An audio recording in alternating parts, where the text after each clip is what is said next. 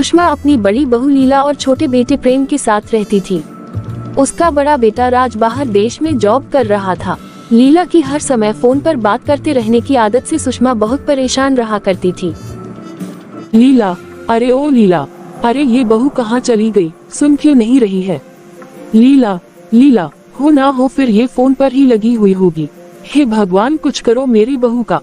लीला से कोई जवाब न मिलने पर सुषमा बाहर आती है और देखती है कि लीला टहल टहल कर फोन पर बात कर रही है। अरे ओ लीला, क्या कर रही है तू? मैं इतनी देर से तुझे आवाज दे रही हूँ और एक तुम हो जिसे कुछ सुनाई नहीं दे रहा। अरे फोन को कभी तो पटक दिया कर, 24 घंटे कान पर लगाए रहती है। अरे तो क्या हो गया माँ जी, आप ऐसे चिल्ला क्यों रही है? और मैं फोन पर बात कर रही हूँ ना। अरे माँ जी, अब क्या फोन पर बात भी न करूँ? अरे जब देखो तब फोन पर बात ही तो करती रहती हो, और मैं तुझे कब से बुला रही हूँ, वो तुझे सुनाई नहीं देता। अरे इतना भी फोन से नहीं चिपकना चाहिए, घर में और भी तो काम होते हैं। ये थोड़ा कि सब काम छोड़कर बस फोन पर लग जाओ, जैसे बाकी सब काम अपने आप हो जाएंगे। पर माँ जी, मुझे तो आपकी आवाज ही नहीं आई और काम तो मैंने सब कर दिया है, तो अब कौन सा काम बाकी रह गया है? अरे आवाज कहाँ से आएगी जब कान में फोन लगा हुआ होगा? हर रोज पूरा पूरा दिन ऐसी क्या बात करती है? किससे इतनी बातें करती रहती है तू, जो तेरी बात ही खत्म नहीं होती? अरे माँ जी, मैं तो अपनी छोटी बहन राधा से बात कर रही थी। अब क्या मैं घर पर बात न करूँ? उसको कुछ जरूरी काम होता है तभी फोन करती है। अब मैं उसके लिए इतना टाइम तो निकाल ही सकती हूँ ना। अरे वो तो अभी कुंवारी है, इसलिए उसके पास तो समय ही समय है, पर तू तो शादीशुदा है, तुझे तो ससुराल में 10 काम होते हैं, फिर क्यों फोन में लगी रहती है? माँ जी, अब जाने भी दीजिए ना। आप ये बताए आपका क्या काम रहता है? बताए, मैं कर देती हूँ। और मैंने आज तक क्या कोई काम देर से किया है क्या, जो अभी आप ऐसे बोल रहे हो? अरे मैं चाय के लिए कह रही थी, सर में दर्द हो रहा है, पर तुझे बुलाने के चक्कर में मेरे सर का दर्द और बढ़ गया। आप जा जल्दी से चाय बना के ले आ। ओ अच्छा, आप आराम से बैठिए, मैं अभी चाय बना कर लाती हूँ। लेकिन माँ जी, चाय के लिए तो आप नौकर को भी बोल सकती थी। अगर नौकरों के हाथ की चाय ही पीनी पड़े तो मैं बहू किसके लिए लेकर आई हूँ? जा अब जल्दी जाकर चाय बना कर ला। लीला सुषमा को चाय बना कर देती है और जब वो जाने लगती है। अरे अब कहाँ जा रही है? कहीं नहीं माँ जी, बताइए क्या बात है? अभी भी कोई काम बाकी है तो बता दीजिए। मुझे तेरे हाथ में फोन दिख रहा है, मुझे पता है तू फिर से बात करने जा रही है। अरे अपने मायके की फिक्र छोड़ दे, थोड़ी ससुराल की भी फिक्र कर ले। तेरे देवर की शादी करवानी है, उसके लिए कोई लड़की तेरी नजर में है या नहीं? अब पूरा दिन इस फोन में ही घुसी रहेगी क्या? हाँ माँ जी, एक लड़की तो है, मेरी दोस्त की पड़ोस में रहती है, मीरा नाम है उसका। देख, लड़की ना संस्कारी होनी चाहिए। हाँ हाँ माँ जी, मीरा बहुत ही संस्कारी लड़की है, पर वो लोग ज्यादा पैसे वाले नहीं है। अरे मुझे अमीर गरीब से कोई मतलब नहीं है, मुझे लड़की के चरित्र और संस्कारों से मतलब है। बस वो अच्छे होने चाहिए, बाकी भगवान का दिया हुआ सब कुछ तो है हमारे पास। ठीक है ना माँ जी, तो फिर कल चलते हैं उनके घर, फिर आप अच्छे से बात कर लेना, और अगर सब ठीक रहेगा तो देवर जी की भी शादी हो जाएगी और मेरी देवरानी आ जाएगी। फिर अगले दिन दोनों सास बहू मीरा को देखने जाते हैं, जहाँ मीरा के पिता चंद्र प्रकाश कहते हैं, बहन जी, आप अपने बेटे का रिश्ता लेकर हमारे घर आए, हमारे तो भाग्य ही खुल गए बहन जी। लेकिन देखिए, हम ज्यादा पैसे वाले लोग नहीं हैं, हम आपको दहेज भी नहीं दे पाएंगे। दहेज तो क्या, हमारे पास तो हमारी बेटी को पहनाने के लिए गहने तक नहीं है। ऐसे में हम आपके परिवार में शादी। अरे भाई साहब, आप चिंता क्यों करते हैं? मुझे मतलब सिर्फ आपकी बेटी के संस्कारों से है, बाकी हमें कोई दहेज नहीं चाहिए। और आपकी बेटी जब हमारे घर की बहू बनेगी तो जो मेरा है वह सब मेरी बहुओं का ही होगा।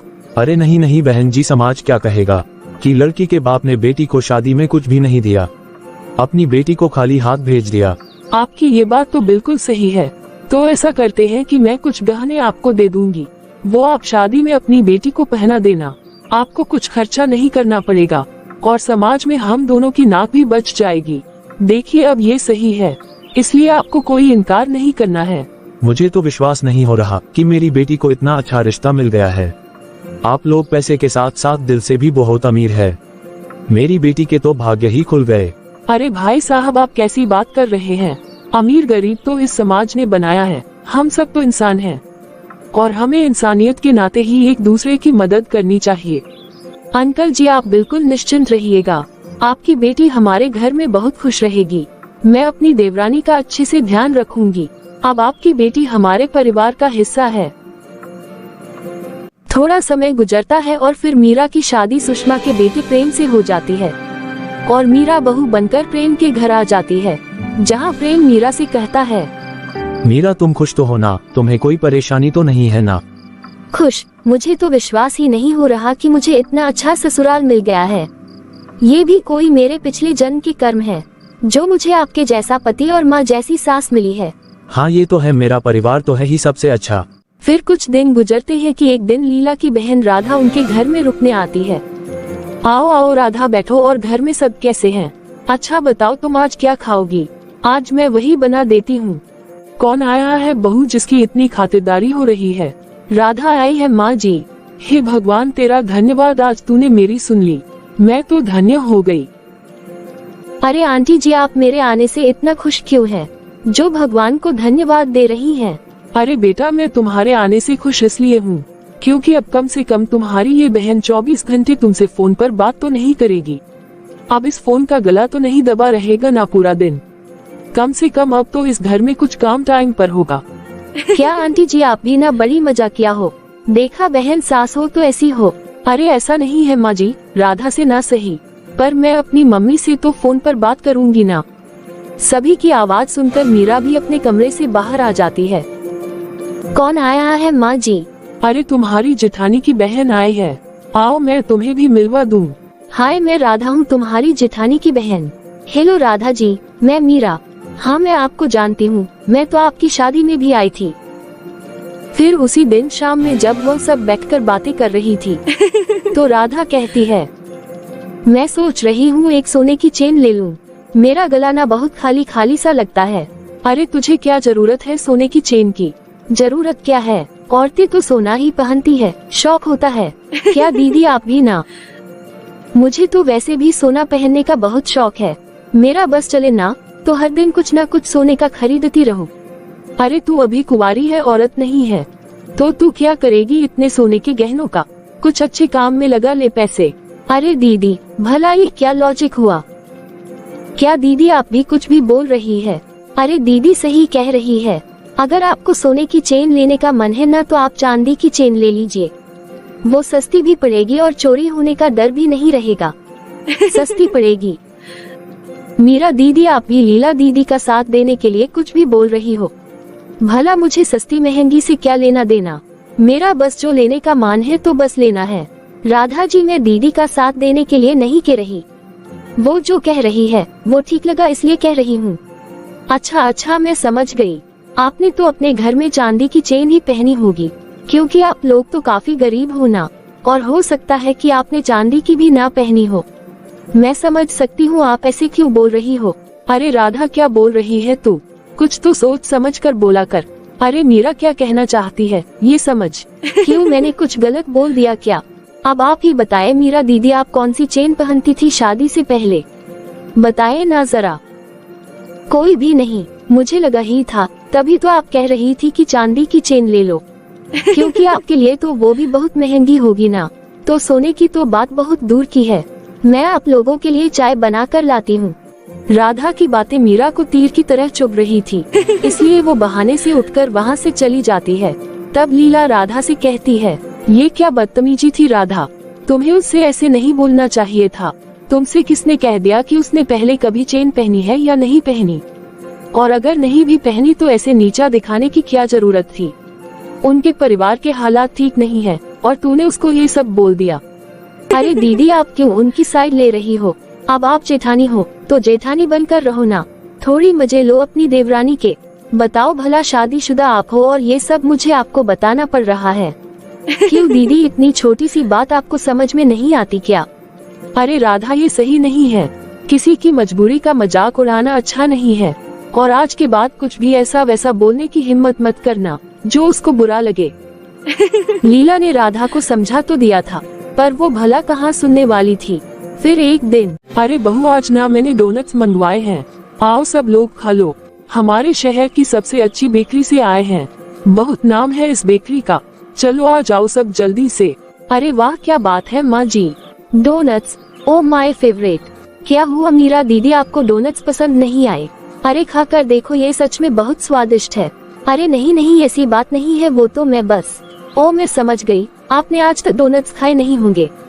आपको ये भी पता नहीं होगा कि इसे खाते कैसे हैं और इसका स्वाद कैसा है। अरे कोई बात नहीं, खाकर देखो, एकदम रोटी जैसा स्वाद है डोनट का। तो राधा, इसमें हंसने वाली क्या बात है? ये कोई बोलने वाली बात है? आंटी जी, मैं सोचकर हंस रही हूँ कि खाना तो दूर, मुझे लगता है कि इन्होंने डोनट्स का नाम ही पहली बार सुना है। लीला, अपनी बहन को समझाओ कि थोड़ा तमीज से बात करें। कब क्या बोलना है और कब क्या नहीं, ये बात इसे समझ में नहीं आती क्या? नहीं नहीं माँ जी, राधा सही कह रही है, मुझे नहीं पता कि ये डोनट क्या होता है, मैंने कभी नहीं खाया। खाना तो छोड़िए, मैंने देखा भी नहीं है।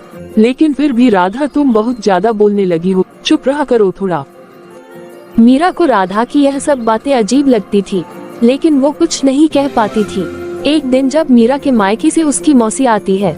मीरा बेटी, हम तो तुम्हारे लिए बहुत खुश है कि तुम्हारी शादी भी इतने अच्छे से हो गई और तुम्हें ससुराल भी इतना प्यारा मिला है।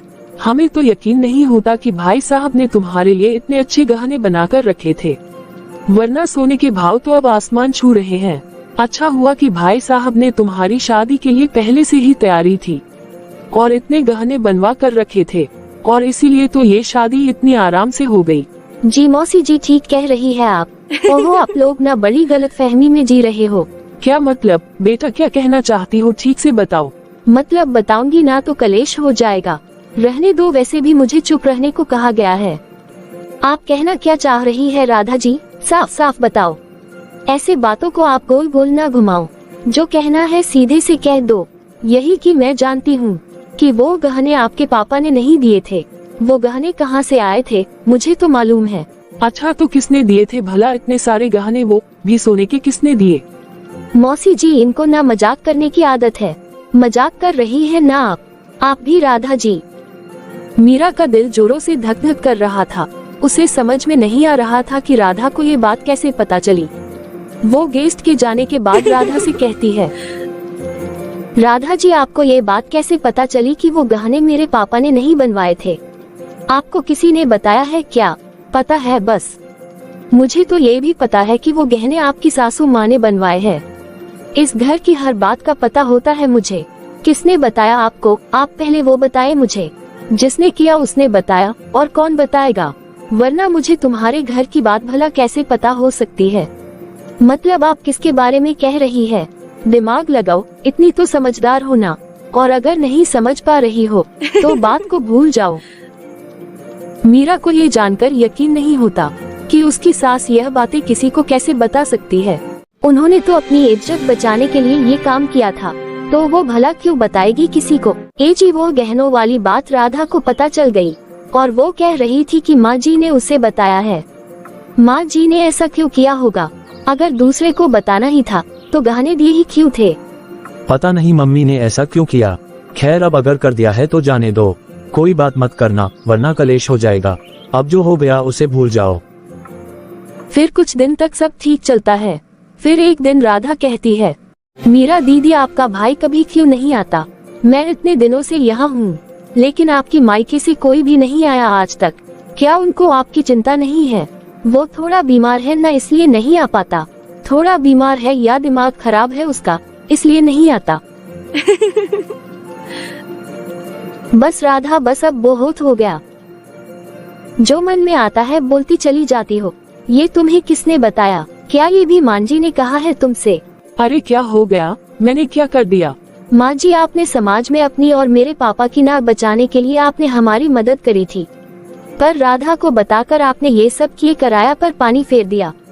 माँ जी, उसने ना जाने किस किस को बताया होगा, और अब ये बोल रही है कि मेरे भाई का दिमाग खराब है। बल्कि आपको भी पता है कि ऐसा कुछ भी नहीं है। उसके दिमाग की नस में परेशानी है, उसका दिमाग खराब नहीं है। अरे, मैंने किसी को कुछ नहीं बताया, ये जरूर लीला ने किया होगा। यही हर समय फोन पर बात करती रहती है अपनी बहन से। मैं फोन पर बात जरूर करती हूँ माँ जी, पर इधर की उधर नहीं करती। झूठ, सरासर झूठ, ये तुमने ही बताया होगा। अरे मैंने कुछ नहीं बताया, बता ना राधा। राधा ने ही मुझसे से कहा था कि माँ जी ने बताया है। हाय लीला, तेरी बहन कितनी झूठी है। मेरा फोन चेक कर ले, मेरी तो इससे बात तक नहीं होती कभी। सुषमा का फोन चेक किया जाता है तो उसमें सचमुच उन लोगों की 1 घंटे की एक कॉल पड़ी हुई होती है। माँ जी आपकी कॉल तो है, और वो भी 1 घंटे की। का मतलब आप झूठ बोल रही हो। अरे ये 2 महीने पहले की कॉल है, जब तेरा फोन खराब हो गया था। पर मेरी बात तो सिर्फ 5 मिनट हुई थी उस दिन, फिर मैंने फोन रख दिया था और मैं आपसे बात करने लगी थी। अच्छा अब मुझे समझ में आया, तब फोन कट नहीं हुआ होगा और ये हमारी सारी बातें सुन रही होगी। सच सच बोल राधा, ऐसा ही हुआ था ना? अरे बाप रे, तुम सास बहू तो व्योमकेश बख्शी की भी माँ हो। राधा तुझे ज्यादा मजा आता है जासूसी करने में, तो सचमुच की जासूस बन जाना। हमारे घर में क्यों कलेश करवा रही है? इसमें मेरी क्या गलती है? तुम लोगों ने फोन कट नहीं करा और बात करने बैठ गई, तो मैंने सुन लिया। अरे सुन लिया तो ठीक है, पर उसके बाद मुझे ताने देने की क्या जरूरत थी? मेरे मायके वालों के सामने मेरी बेइज्जती करना, मेरे भाई को पागल कहना, वो सब क्या है? हाँ ठीक है, वो मेरी गलती है, और आपके भाई को लेकर मैं थोड़ा कंफ्यूज हो गई थी। आंटी जी ने कहा था कि उसके दिमाग में परेशानी है, तो मुझे लगा वो पागल है। राधा अपना सामान पैक कर और निकल यहाँ से। हम लोग इतना मिलजुल कर प्यार से रहते हैं और तू यहाँ आ गई कलेश करवाने। निकल जा यहाँ से। और मीरा, राधा की तरफ से मैं तुमसे माफी मांगती हूँ। इट्स ओके दीदी, और माँ जी आप भी मुझे माफ कर दीजिएगा, मैंने आपको गलत समझा। राधा वहाँ से चली जाती है और उसके बाद से वो तीनों लोग मिलजुल कर खुशी खुशी रहते हैं।